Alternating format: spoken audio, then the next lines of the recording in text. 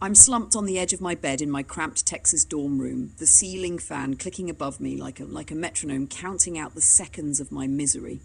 It's been 3 months since Ava dumped me. 3 months since the girl I thought I'd spend my life with shattered my world the day before my 19th birthday. My phone lies face down on the mattress, silent as it has been since she walked out of my life without a backward glance.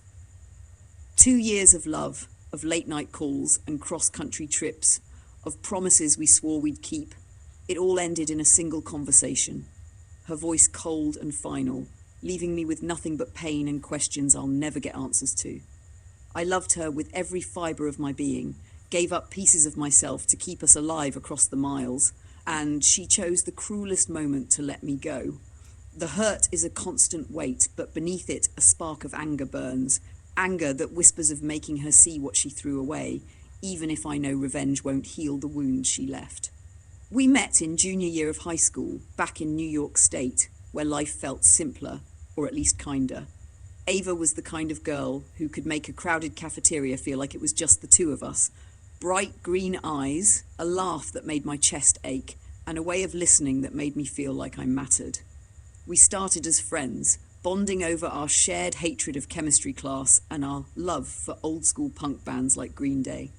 By spring, friendship turned to something more. Late-night texts evolving into dates at the local diner, sneaking kisses in the school parking lot. I fell hard, and she said she did too. We were inseparable, dreaming of a future where we'd escape our small town together. Then the summer before senior year, my world shifted. My dad got a job offer in Texas and my family had to move. I was gutted, not just because I was leaving my friends and my home, but because I was leaving Ava. We talked about breaking up, but neither of us could bear it. "We'll make it work," she promised, her voice steady over the phone as I packed my room into boxes. Distance doesn't matter if we love each other. I clung to those words, pouring everything into keeping us alive. Daily texts, FaceTime calls that stretched past midnight, planning visits like they were lifelines. Senior year was lonely in Texas, a new school where I didn't fit in, but Ava was my anchor, the one thing that made it bearable. We saw each other a few times, each visit a burst of light in the grey of long distance. The first was for her 18th birthday, which fell on my senior prom. She flew to Texas and we danced under cheap fairy lights in a rented gym, her in a blue dress that made my heart skip. It felt like we'd never been apart. We saw each other 3 more times after that, once when I visited New York for a weekend, twice when she came back to Texas. Each trip was a reminder of why we were fighting for this, why the miles didn't matter. We talked about college, how we'd both be in New York eventually, how we'd close the gap for good.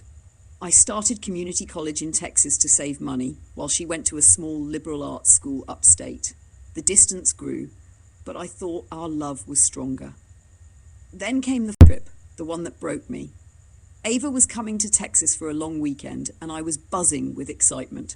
It was the day before my 19th birthday, and I'd planned everything. A picnic at a local lake, a playlist of our favourite songs, even a small gift, a silver bracelet engraved with our initials. She'd given no hint that anything was wrong. Our texts were normal, full of "I miss you" and "can't wait to see you." I picked her at the airport, my heart racing as I spotted her in the crowd, her green eyes locking onto mine.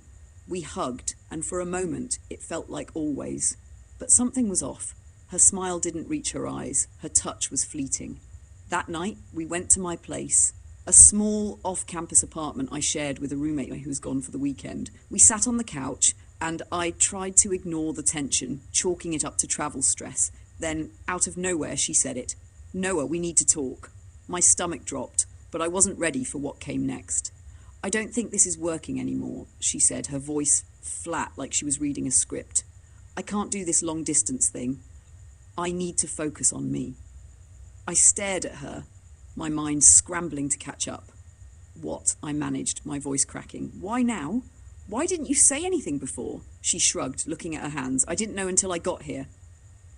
That was it. No explanation, no warning, just a clean cut delivered the day before my birthday. The cruelest timing possible. I begged her to reconsider, my words spilling rush. "We've made it this far," I said. "We can figure it out. Just tell me what's wrong." But she was already gone, her eyes distant, her mind made up. She left that night, saying she'd stay with a friend in town instead of with me. I sat alone in my apartment, the bracelet still in its box, my birthday looming like a cruel joke. The next day I turned 19, but there was no celebration, just me staring at my phone, hoping for a text that never came. She flew back to New York without another word, and soon after, she blocked me on everything. No closure, no apology, just silence. The pain is a living thing, clawing at my chest every time I think of her. How could she end it like that after 2 years of promises? How could she act like I meant nothing, choosing the most painful moment to walk away? I replay every conversation, every visit, searching for signs I missed. Was it someone else? Was she just tired of me? Or was it easier to cut me loose than to fight for us? The questions loop endlessly and the silence is maddening. I envy her. The way she's probably moved on, living her college life while I'm stuck here, picking up the pieces. But beneath the hurt, something darker stirs, anger, sharp and insistent, whispering ideas I'm not sure I should entertain. I want her to feel the weight of what she did, to know the pain of being blindsided. Not some petty revenge like slashing tires or spreading rumors. No, I want something subtler, something that make her pause, make her question herself. I imagine sending her a letter, not begging her back, but laying out every hurt she caused, every promise she broke, ending with a line that haunt her. I hope you're happy, but I hope you remember what you threw away. Or maybe I'd post a song I wrote, a habit I picked up in Texas, on SoundCloud, lyrics coded just enough for her to know it's about her, about the girl who broke her heart the day before 19. The thought brings a fleeting thrill, but it fades fast. Revenge isn't about her. It's about me, about proving I'm stronger than the pain she left me with. I grab my notebook, the one I've been scribbling in since the breakup. Writing has always been my escape, a way to make sense of the chaos in my head. I've been working on stories, gritty tales inspired by the crime shows I watch to distract myself, but tonight I need something different. I start a new story, not a letter to Ava, but a fictionalized version of this pain, a way to turn my hurt into something I can control. I call my character Riley, a version of myself, but bolder, more cunning. In the story, Riley's blindsided by a long-distance lover who ends things during a visit, leaving him reeling. But Riley doesn't just sit in the dark, he digs, piecing together clues. A stray text, a mutual friend's slip, a photo on social media, revealing his ex was already moving on, lining up someone new before the breakup. Riley doesn't confront her directly. He's too smart for that. He crafts a plan, subtle but devastating. He sends her an anonymous package, a mixed CD with songs they loved, each one a reminder of what she destroyed. He creates a fake profile, befriending her new circle, dropping hints about her past promises, letting her new life fray at the edges. The suspense builds as she grows paranoid, sensing someone's watching, but never catching Riley. He doesn't destroy her. He lets her unravel under the weight of her own guilt, watching from the shadows as her perfect facade cracks. The climax comes when Riley sends one final, untraceable message: "You broke a heart, but you didn't break me." Then he walks away, free.